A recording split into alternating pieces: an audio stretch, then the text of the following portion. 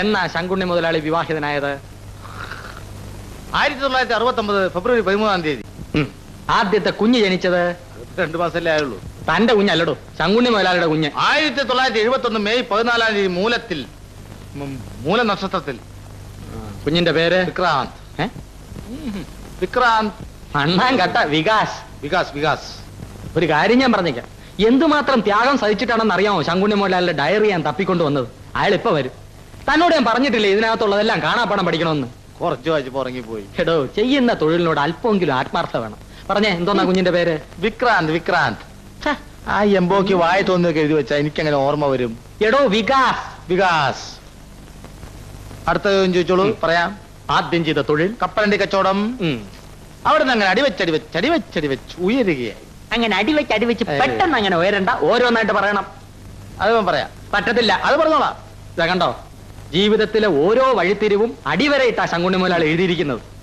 അയാള് വരുമ്പോ ഞെട്ടിപ്പിക്കാൻ നമുക്ക് കിട്ടിയ കനകാവസരം താൻ പുറംകാലോണ്ട് തട്ടി എറിഞ്ഞാലുണ്ടല്ലോ എന്റെ വിധം മാറും. അയ്യോ, ശങ്കുണ്ണി മുതലാളി വരുന്നു. എവിടെ? ശ്രദ്ധിച്ചോണം, എന്നെ നാറ്റിക്കരുത്. നാറ്റിക്കില്ല. ആകെ നാറിയിരിക്കല്ലേ, പിന്നെന്തോ. ആരാ മനസ്സിലായില്ലല്ലോ? ആത്മാവ് വന്നു. പ്രൊഫസറുടെ ആത്മാവ് പര്യടനം കഴിഞ്ഞു വന്നു. ഓ, ആത്മാവും ഭൗതിക ശരീരം അകത്തുണ്ട്. വരൂ. ഓ,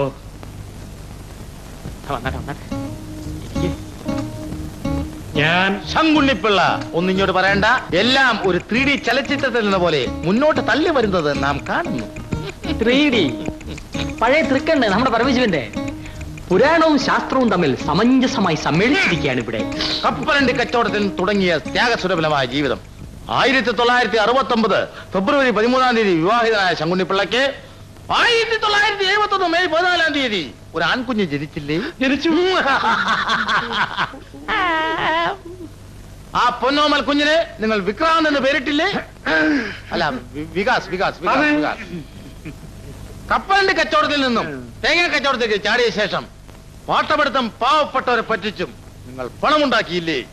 അത് ഏതോ മറ്റുള്ളവർ നിൽക്കുമ്പോൾ പറയാൻ ബുദ്ധിമുട്ടുണ്ടല്ലേ? ഗമസ്തേഷി അകത്തേഷി അകത്തേക്ക് പോവാൻ.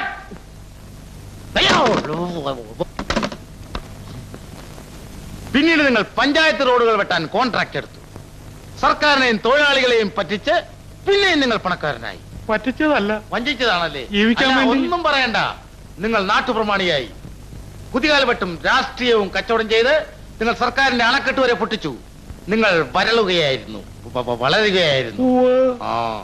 ഹൗസിംഗ് ബോർഡിന് വേണ്ടി നിങ്ങൾ കെട്ടിക്കൊടുത്ത 7 നില കെട്ടിടങ്ങൾ തകർന്നു വീണതോടെ നിങ്ങളുടെ കണ്ടകശനി ആരംഭിക്കാൻ തുടങ്ങി. സിമന്റിന്റെ കുംഭകോണം കാരണമാണ് കെട്ടിടം തകർന്നത്. നിങ്ങൾ കോടതി കയറി, തല്ലുകൊണ്ടു. ഇപ്പോൾ ഈ കാണുന്ന ശരീരം മുഴുവൻ നീരാണല്ലേ? ഒടുവിൽ നിൽക്കക്കല്ലില്ലാതായപ്പോൾ നിങ്ങളുടെ കള്ളക്കളിക്കെല്ലാം കൂട്ടുനിന്ന എക്സിക്യൂട്ടീവ് എഞ്ചിനീയറുടെ കൂടെ നിങ്ങളുടെ ഭാര്യ ഒളിച്ചോടിപ്പോയി. പറയൂ, നിങ്ങൾക്ക് ഭാര്യ വേണോ അതോ ഗവൺമെന്റ് കോൺട്രാക്ടർ ആകണോ? ഇനി ഭാര്യ വേണ്ട. Very good.